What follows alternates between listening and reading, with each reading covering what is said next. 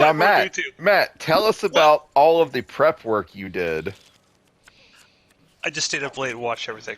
Welcome, everyone, to the penultimate episode of Jupiter's CROCK here on the Outpost Unknown YouTube channel. My name is Matthew. Joining me for what's going to be a sad recording session is Spartacus, known as Steve. Yep, I'm here. And I guess making excuses for why he was on time today is Ronan. Oh yeah, always with the excuses. So, ladies and gentlemen, we have reached episode 9 of War of the Damned, called The Dead and the Dying. This is, one of those episodes where we're like, okay, the end game is near. We've made it this far. I think this is the 38th of 39 episodes, and I think way back when we first started this, we kind of made a joke, like 39 episodes of this show. And at the time, we figured out, wow, that is so far in the future. Well, the future has arrived. We're almost here. The show's almost over. So, Steve, take us away. What is episode 9, The Dead and the Dying, all about? This is another episode that I really enjoy because a good chunk of it is just the gladiators, the rebels, the good guys just hanging out and having a good time. And This episode goes a lot slower too. The context of why they're having a good time is a little rough, but they're being bros. Anyway, so we start out with Spartacus attacking just a random group of Romans that are out in the middle of nowhere for Doing Roman stuff, Yeah, they're just out there for no particular reason, and Spartacus kills them, and they look at their armor, and they're like, wait a minute, this armor has like a picture of fish on it. Crassus's mark is the bull, so who are these fish Romans? And so they go back to camp, and Leta, Yellow Ranger, tells Spartacus, oh, these are Pompey's men. So now Spartacus knows that Pompey is in the vicinity, and he has to make a move soon. Otherwise, he's going to be fighting two separate Roman armies, and he's very much not about that life. He ain't gonna win that fight. No, he ain't gonna win that fight. It's then very soon after that, like Naevia pops up. Naevia is like wrapped in a cloak. She's riding a horse towards Spartacus's camp. She falls off the horse, and she has a bag. And Ronan, what is in the bag? What's in the bag? What's in the bag? Yeah, there is a head inside of that bag. Yep, and it is. Whose head is it, Matt? It's my boy Crixus. Yep, the head of so Crixus. Sad. The head of Crixus is in this bag. Naevia is just distraught. It can barely function. As one would be, yeah, as I was, as distraught. Matt was. Matt was sitting at home telling Alyssa that he is but pale shadow of the man that she used to know. So what should Crixus's new name be? Because Undefeated Gaul 100% no longer works. So I mean, the Undefeated Gaul never made sense because he lost the finale fight of the prequel series. He also lost to Spartacus in the Ludus. He allowed it to happen. Did he allow himself to lose in the Ludus to Spartacus, Matt? He allowed it to happen.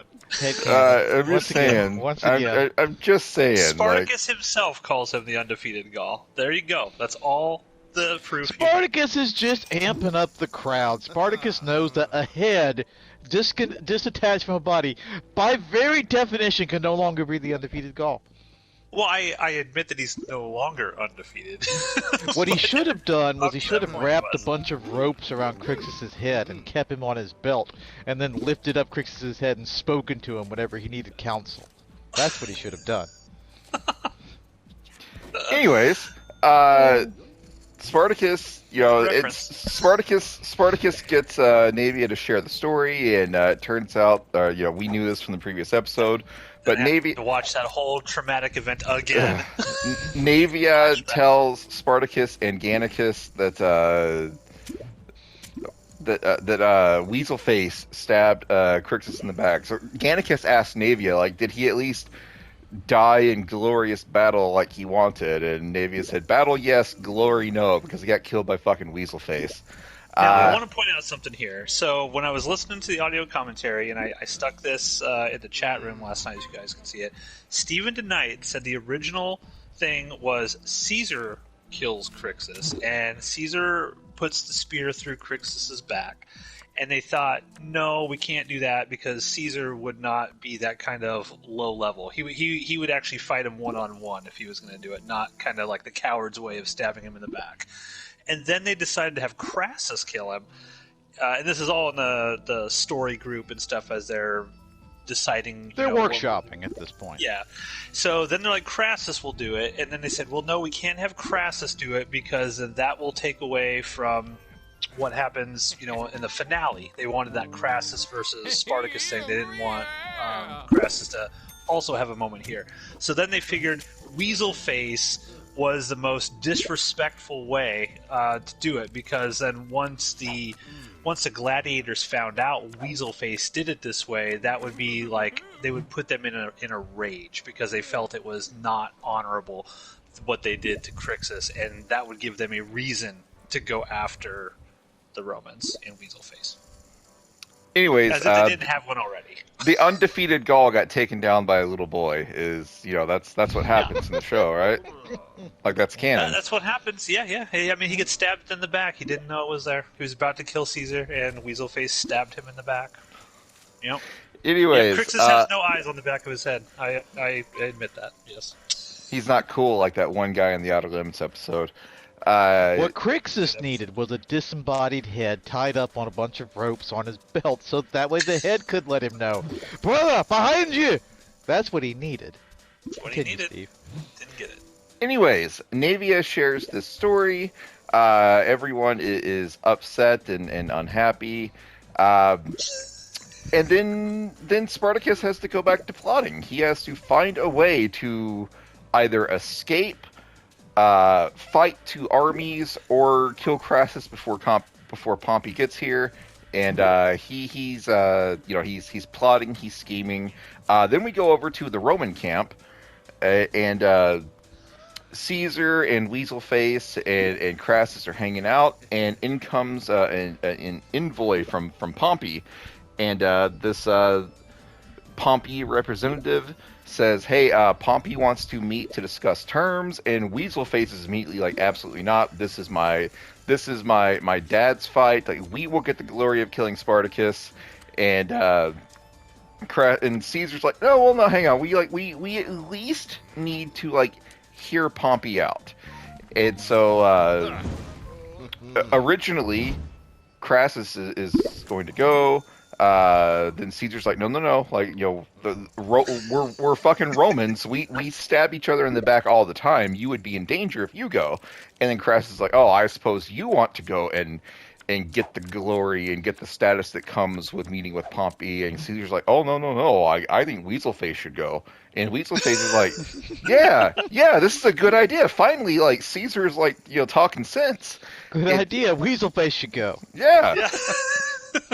And so Weaselface leaves, and I don't remember the exact sequence of events, but at some point while we're at the Roman camp, we see that Agron has actually survived. He was injured and looked like he was potentially dead in the last episode, but he actually survives just to be crucified. So Agron gets fucking crucified in the middle of this episode. Yeah. Now the thing about the crucifixion was it hurts. Stephen Knight's. Yes, it hurts. Stephen DeKnight said that when he went into the writer's room, they were all excited because they're like, yeah, we get to kill Agron. We're going to crucify him. Isn't that cool? And so I don't know if the writers just didn't like Agron either or what, but Stephen DeKnight says, no, we have to have some sort of happy ending at the end of this, and somebody's got to live, and he made the call to let Agron live. Spoiler alert. But he was supposed to die right there. That was supposed to be... Team Agron, eventually the creator came around and said, you know what?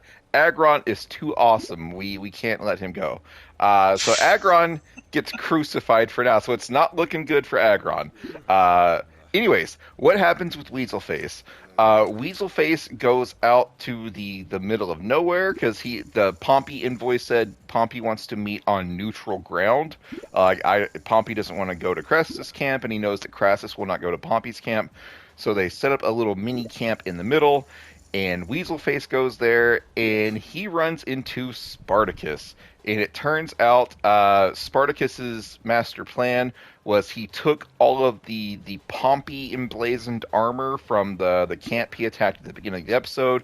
He dressed his soldiers up in Pompey's gear and used that to... He wanted to lure Crassus away. He was not expecting Weaselface to show up instead. But hey, he'll take it. He'll take the victories where he can. So now Spartacus has captured Weaselface and several of Weaselface's men.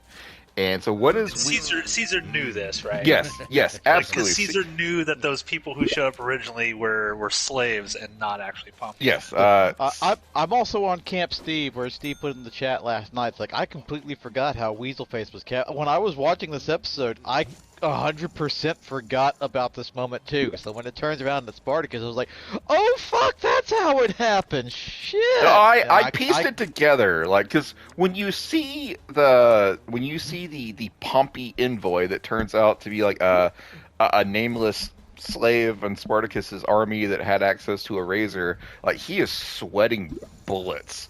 When he is talking to Crassus, he won't make eye contact. He is Spartacus did not pick a man with a good poker face to hold this meeting. Regardless, it worked. So Spartacus now has Weaselface and Weaselface's 20 men with him captured, and we see we kind of go back to the Roman camp. And later on in the episode, an actual envoy of Pompey shows up, and he's like, "Hey, Pompey seeks to meet you." And Crassus is like, "Where's my son?" "What do you mean, my son?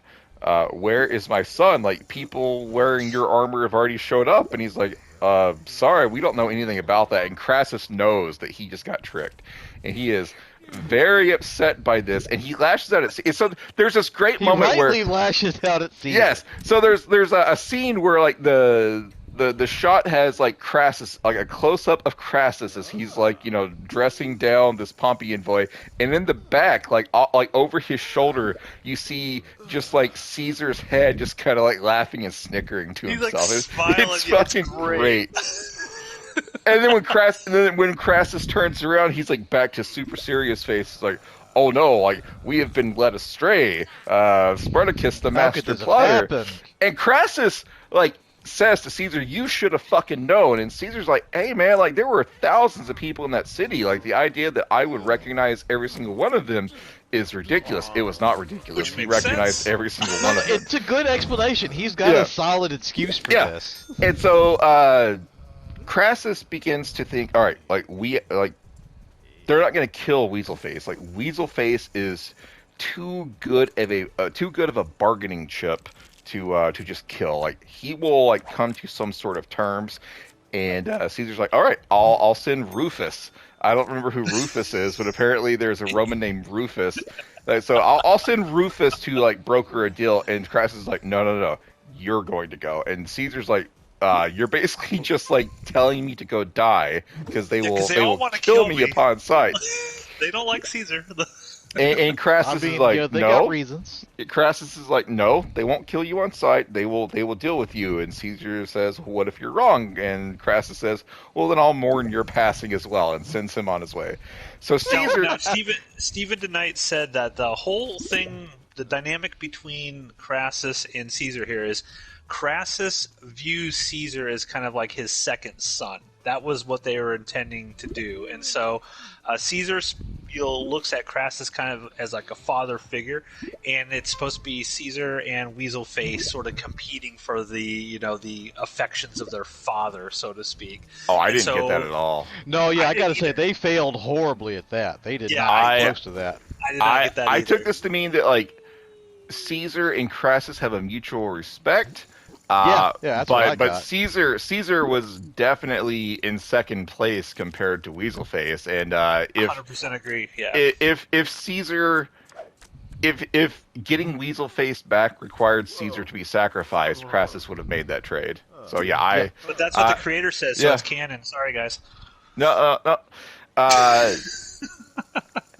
Like anyways, so much else in this season, they failed to really establish that very yeah, well. if only there had been a few more episodes. Anyway, so like Caesar is going to go make some sort of deal with Spartacus, but we don't know what that deal is yet.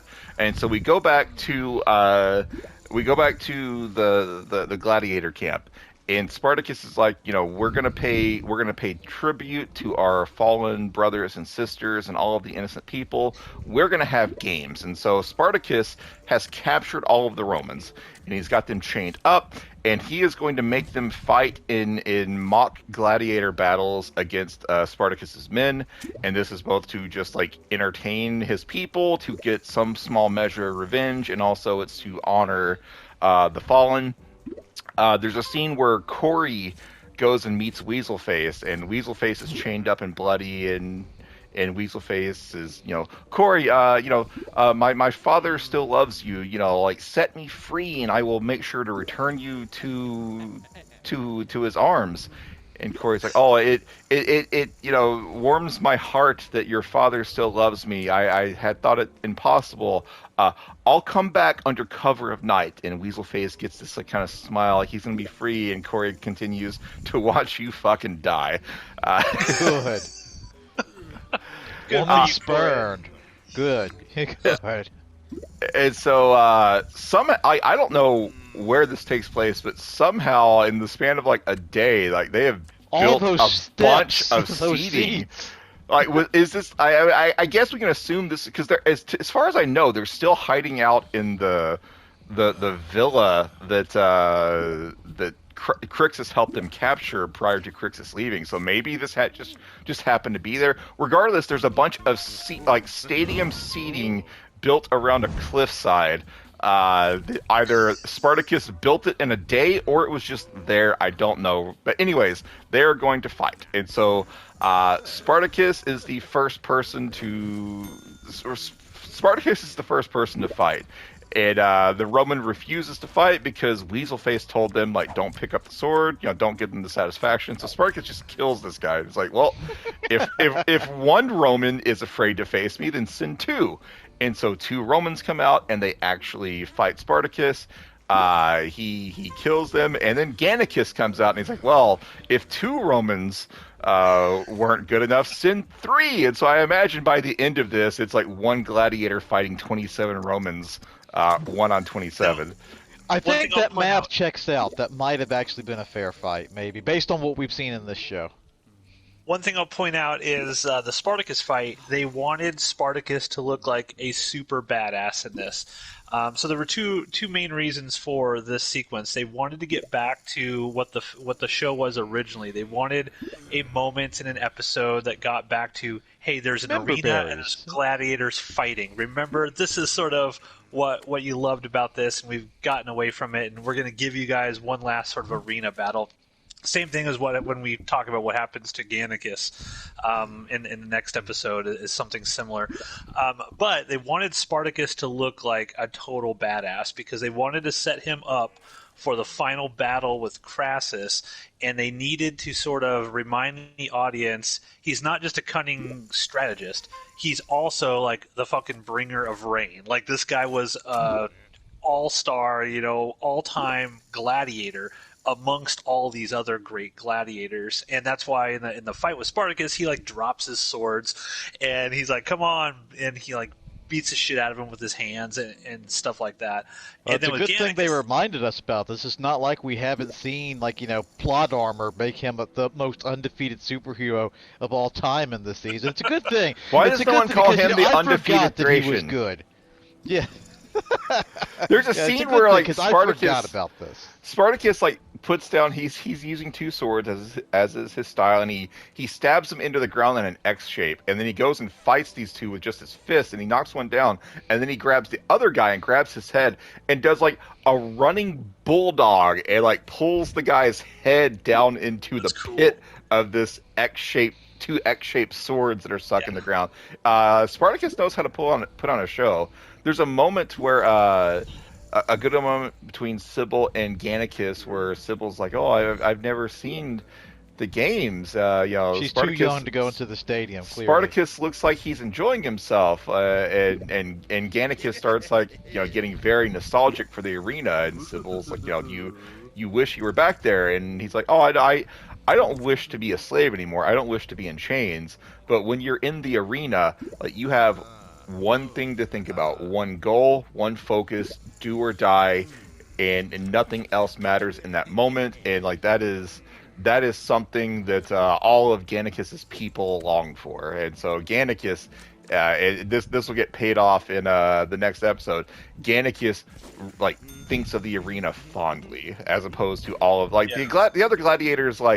They like the glory, but they also really enjoy this battle. And there's a part of Gannicus that I think that if he could go back to the arena and be able to just go home at night rather than go back to Eludis, he would probably consider it. He that's what he was seemingly doing in season 2, because he's been roaming around free for X amount of years. But he was mega depressed at that point. Yeah, he was admittedly, probably super depressed and everything. But I would assume that's what he was doing, was just going around Theocles. They paid him to go around and be in the arena and take out some of these people. That's what his job was before. That's how he made his money, his coin for women. Yeah. Again, I would assume that's what he was doing, like what Theocles was doing, and then until he, although Theocles apparently I made enough money, I think I'm done with this. Yeah, I never got the impression that Gannicus was that was his job. My impression was he only did that because that was the only way he was ever going to see Oenomaus again. But who knows? I think it's the only reason he came back to Capua. Anyways, Gannicus kind of misses the arena. He goes to fight. He fights 3 Romans, and the ultimate build-up is Naevia versus Weaselface. That's going to be the final match, and Naevia goes to... Very similar to Naevia versus Asher, right? So building up that same sort of thing. So Naevia and Weaselface are the final match. There's multiple other, nameless, red shirt gladiators that have matches kind of behind, in the background during character moments. But Naevia is going to fight Weaselface, and they battle... And Naevia is just about to kill Weaselface, and then Spartacus yells to stop, and he puts a pause on it. Yeah, and so he explains what's happening. Caesar made it to the camp, and Gannicus and Spartacus are both enjoy beating the shit out of Caesar, but Caesar says, "No, I've brought terms. I've come to make a deal.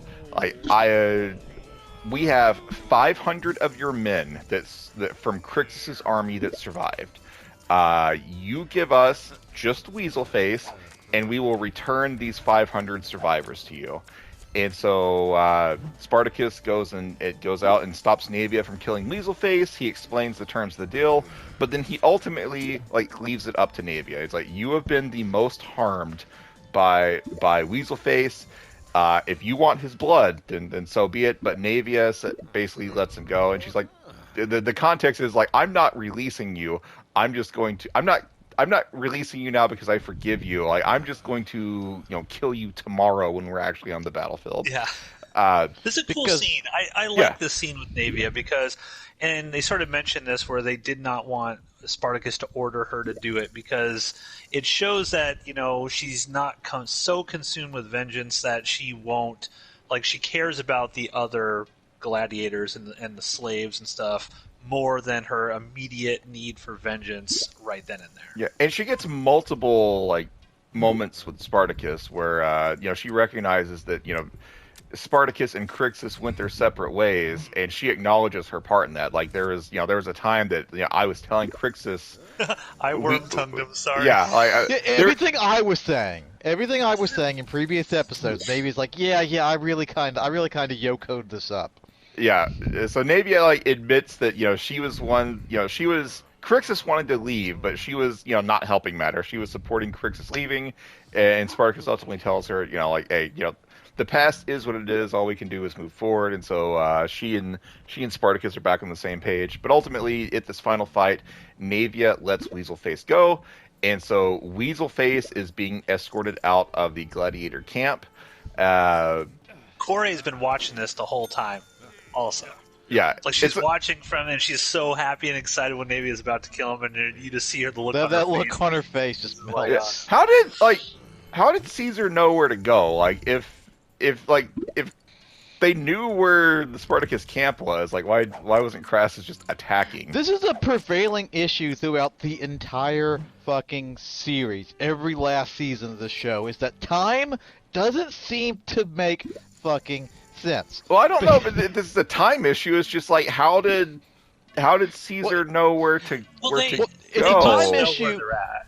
Yeah, they must know where they're at because even in the very next episode, like all the armies are all sort of together and whatnot. So I think in my perspective, I feel like they kind of know where Spartacus is, but the time issue is it's going to take time to move the armies to the place where they need to be, and so in that time, like just put Caesar on a horse.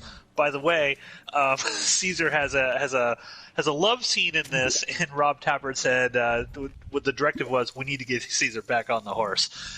So put Caesar on the horse, just let him go over there real quick, and okay, I'm going to go back, and we'll get our armies into place in the magical time frame it takes to actually do that before we fight. Yeah, Caesar's going to make a trip that would have taken in real life days or weeks to have made, even on horseback. I mean, he's going to do it in about an hour. He's got to drive down to Walmart. Caesar.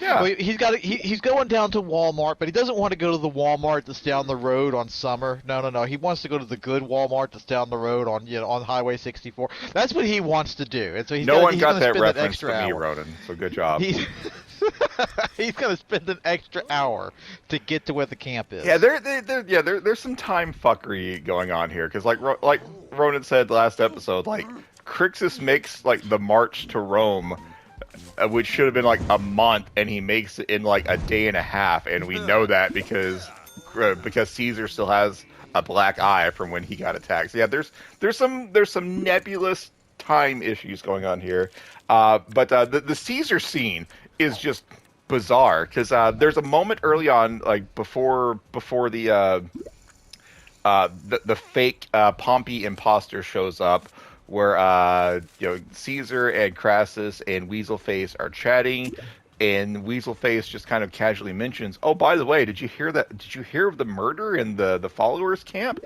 Yeah, it turns out this random like sex worker got killed." And he says the name, and it's the name of the slave girl that Caesar's that told Caesar. Yeah, she's the one that told Caesar what Weaselface did to Corey. And so Weaselface is like, yeah, it's weird. She was brutally murdered. How could that have happened? And so Caesar obviously knows that what's going on here. And then later on, Caesar goes to the friend of this dead sex worker slave, and it's like, oh, by the way, I made sure that the person that killed your friend is going to die. Now let's fuck, and they do. It's a very strange scene here. It's like, oh, your friend was murdered. Now let's honor her with some dick. Yeah, we had some fun threesomes.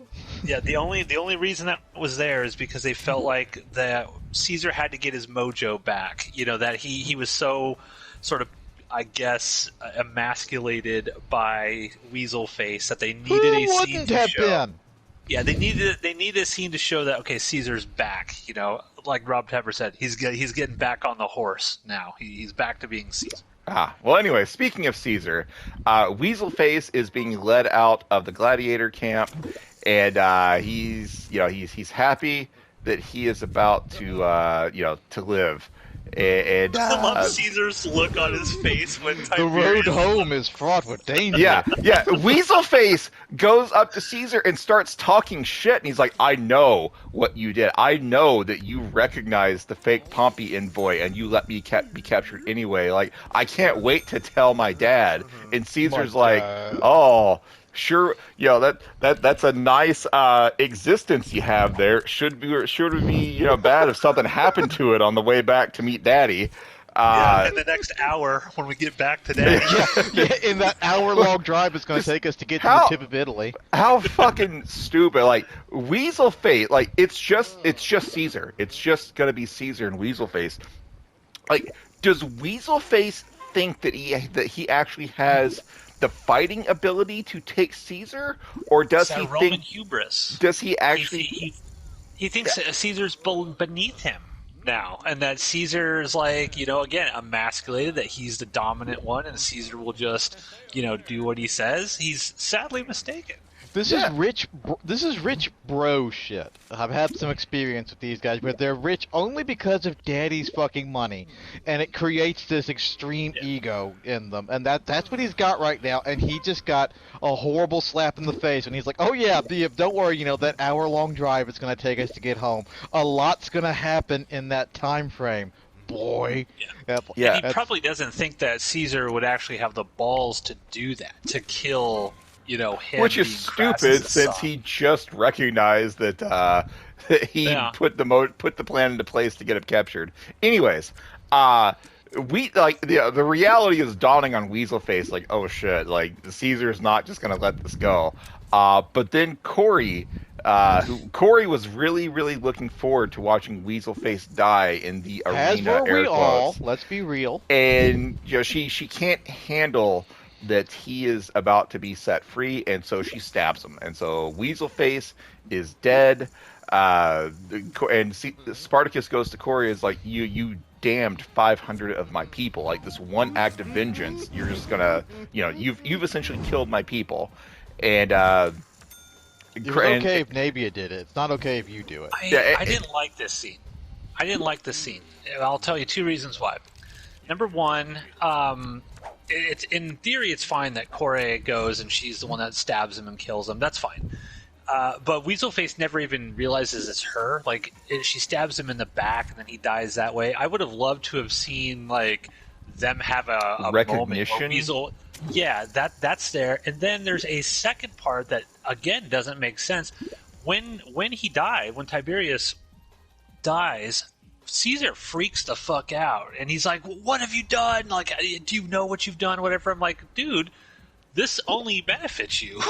Like, why are you suddenly freaking out? No, because Caesar thought at that moment, well, if Weaselface is dead, the deal is not going to happen. Therefore, there's no reason for the gladiators to not just kill me as well. That's why Caesar's freaking out. That makes sense. Okay, I guess I didn't really think of it that way, but I was just kind of in the immediate. I'm like, why is he pissed off? Yeah, because it's Corey. It's Corey who tells. So, like, Caesar is freaking out, like, yelling, "What have you done?" Because Caesar thinks that I'm just going to die now. Like, they've lost their bargaining chip. There's no reason to just off me. And Gannicus is like, yeah, that's what's gonna happen. Like, we might as well just kill Caesar. And he's like rubbing his hands together, can't fucking wait to kill Caesar. But then Corey says, wait, no, like, Crassus will honor the deal, and he'll honor the deal if you give him something else that he wants, which is Corey herself. So Corey is agreeing to leave with Caesar. Tiberius Weaselface is dead, but Corey will be returned to Caesar. And so Caesar gives the 500 men back to Spartacus. And so when it gets back to the Roman camp, like, Crassus is obviously, beside himself that his son is dead. He's doubly beside himself because Caesar went ahead and gave, completed the deal. Like, Crassus thinks that, Spartacus got 500 of his men back in exchange for a dead body. Hold on. Going back to that sequence, did Caesar show up by himself with 500 gladiators in tow? It's not explained. This is more like weird. It doesn't make sense, because if there were other, he had to have some sort of bodyguards around him at some point. Caesar could not take 500 gladiators all by himself on a 1-hour journey. It's almost like there should have been more episodes in this season. Yeah, I think you're right. Listen, I think you hit the nail on the head. Listen, Morty, what you don't understand is that the time dilation time frame of this show, it just doesn't make sense. It doesn't fucking make sense anymore. Nothing makes sense, goddammit. The time, it's all fucked off. That's what happened. Yeah, it's like things that should take weeks to transpire happen in the course of an episode, where it makes it look like it takes place like 20 minutes later. Like, I mean, I guess you could maybe think that Caesar wrote out on his own, and like slightly behind him was a contingent like moving the prisoners along. I mean, there's ways to like kind of make it make sense, but it doesn't really make sense. It's just the real answer is they were running out of time to tell the story, and so things just have to happen. They got 20 minutes left in this episode. We can't dedicate all this time to Caesar marching 500 broken and battered men. It's like it's not gonna work. We would have had to have a whole other episode where the plot of the episode is just prisoners being dragged behind the Roman army. I would have loved to have a scene with Caesar and Corey as they're going back to Crassus. Like, there would have been a great opportunity for a moment there between the two of them, because Corey was the one that sort of went to Caesar and said, let's do this sort of thing, and I can help you out here. Would have been great to see them sort of connect, and both of them were assaulted, and sort of having some sort of connection between those two, dealing with what they had. They had an opportunity for like a really powerful moment between They both two could have characters. talked. They both could have talked about Weaselface's dick. In fact, well, I wasn't going to put it that crassly, but yeah, yes. yeah, that crassusly. Anyways, so let's talk about what happens with Corey and Caesar. Caesar brings back Weaselface's dead body. Crassus is still angry that Caesar chose to honor the deal, and Caesar tells Crassus that your son is dead, but an opportunity presented itself to return something else to you that I know you value, and so I took the deal that was in front of me. Basically, he took the deal that would allow me. Yeah, to he live. should have just said, Crassus, like, look, man, like, either I made the deal or I die. Like, do you want me here or not? Caesar tells Crassus, I took the deal that was presented, and in walks Corey. And Corey goes to start apologizing, but Crassus just grabs her and kisses her. And for a moment, Corey is like, okay, I've got my life back. And then Crassus very coldly tells her, from this day forth, you will call me Dominus. And so he puts a knife to her throat first. He's like, what the fuck happened? That's Tell me next what episode. happened here. Oh, that's next episode? Yes. Okay, I watched them back to back. Never mind. Yeah, I did the same thing. It's real fucking hard to keep them together. One thing I think that is stupid about this deal, this 500 gladiators for Weaselface deal, is why would Spartacus not have said 500? How about you give me everybody that you took from Crixus's army, right? Because it's like that clearly probably is everybody he took. There's got to be more than 500. There's got to be more than 500. I would be like, no, actually, you give me everybody. It makes sense for there to only be like 500 because everyone else, like those were the ones who just couldn't fight to the death. Like so, no, I totally buy that. There's only more. There's only 500. Everyone else fought to the death. Disagree. Anyways, Crassus tells Corey that you will call me Dominus. So like Crassus still loves Corey, still missed her, but like he's going back to now treating her as a slave because she done goofed.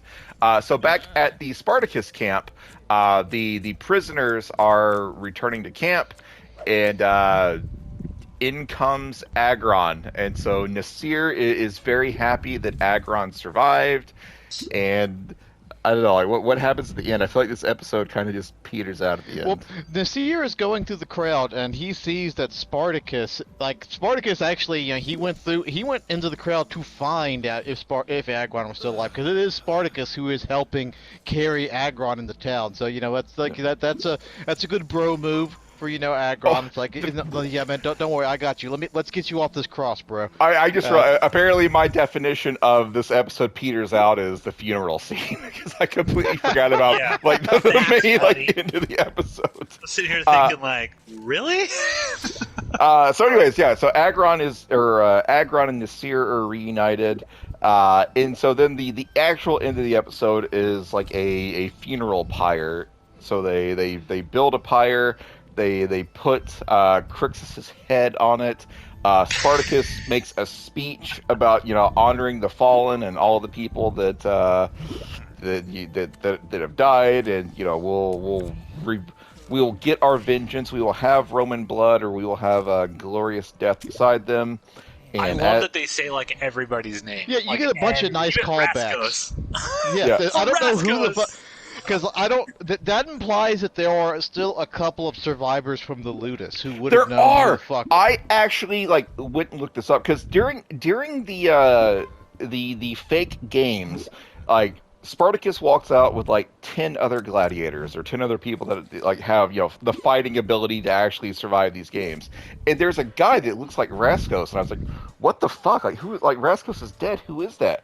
And I went and looked it up, and it turns out it's a guy named Rabanus or something like that. Raba Nanus, something like that. It turns out there are like 4 or 5 gladiators that have been in the show since season 1 that are just constantly in the background all throughout these seasons and ultimately do nothing but fight in battle scenes. And so yeah, there are. Fuck you, Steve. Fuck you. I didn't even know what I did. Your pair was higher than mine. All right, but yeah, there are like multiple named gladiators that have been here since season 1, and they just Who is deep throating do their nothing. mic? Who is What are you what? talking about? I just hear like a very loud breathing wind sound in my ear.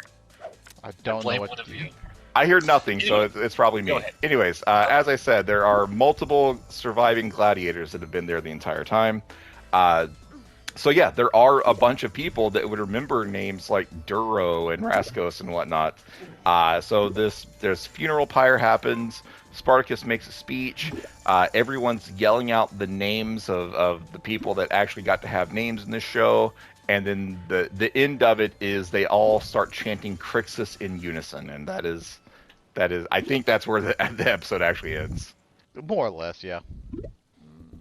All right, Ronan, what'd you think of this episode? Well, it's a good episode. So historically speaking, this is exactly what Spartacus did when Crixus died. Some of the remnants of Crixus's army managed to get back and rejoined up with Spartacus, and Spartacus captured Roman soldiers and made gladiatorial games out of them. And the word of that got out, and that is part of what really sent the Romans into a frenzy. How dare he do this to good Roman citizens? It's like he can't decide if we're going to throw Romans into the games. Only Romans can decide if Romans are randomly made slaves and thrown into the games. How dare he do this? But no, that's exactly what he did. He took about 20 or 30 Roman soldiers and made sport of them in front of the whole army. Now that doesn't mean like he alone killed all of them, but no, he took like him and some of his top men made sport out of these out of the Roman soldiers. So this is a thing that he legit did.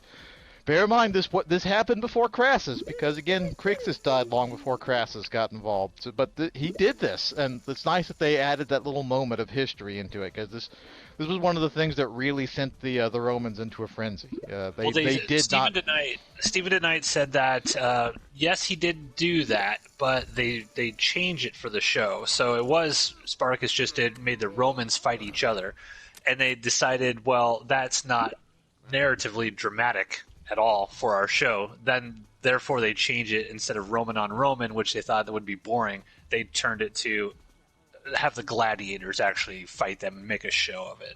So partly correct, Ronan. Partly correct. Yeah, well, it's still the point of it is this was a thing that happened, and this was also one of the things that further set the Romans to being like, okay, we can't just treat this like it's just like common house slaves that escape. We're dealing with something worse. Yep.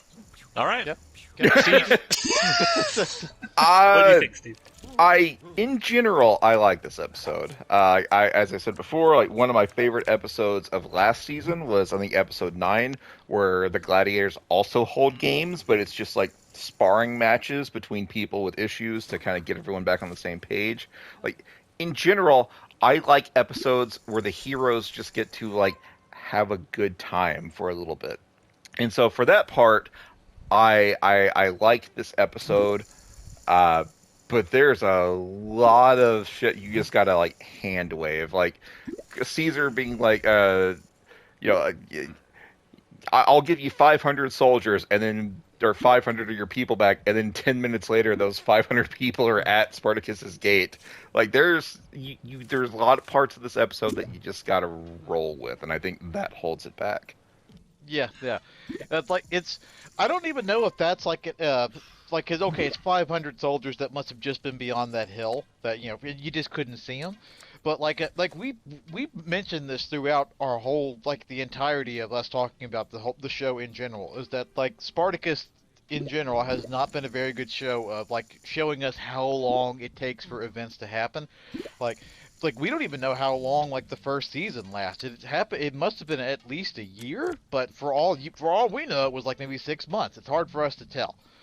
We don't know how long things take place in season two. Like this season, like yeah, I think at this point it's this is the point where it's like when you magnify it with like 500 troops, like how did they get from point A to point B? How did like Crixus's army of like 10,000 soldiers get from point A to point B in 2 hours? While fighting, like 3 or 6 Roman armies that the Romans did not have at this point, which is like because that's the whole reason they hired Crassus. Crixus was averaging like Crixus was averaging like 3 defeated armies a day or something. That's because he's a badass. He's badass, and had Spartacus joined him, they would have taken Rome. They would not have taken Rome, but this is the point where like it gets where the time issue it gets too ridiculous, and you start to notice it. They had to wrap it up. Yeah, on the commentary, and I don't know if we mentioned this previously on an episode, but on the commentary for either this one or the next episode, Stephen DeKnight did say officially it was 5 years between the events at the end of the prequel to the beginning of Blood to Sand. So Gannicus was running around the world for 5 years before the start of season 1. Okay. Yeah, because we didn't know that. All right, so that's good to know. Yeah. Now, I actually, for this episode, I like this episode mostly because it just, it's like you said, Steve, it's a feel-good moment. You've got, you see them doing their gladiator stuff and being badasses. I do have a lot of questions about this. This is one of the episodes, again, common complaint that we're going to have for the last half of this season is everything is so compressed and just feels so rushed. And that's my main complaint about this one.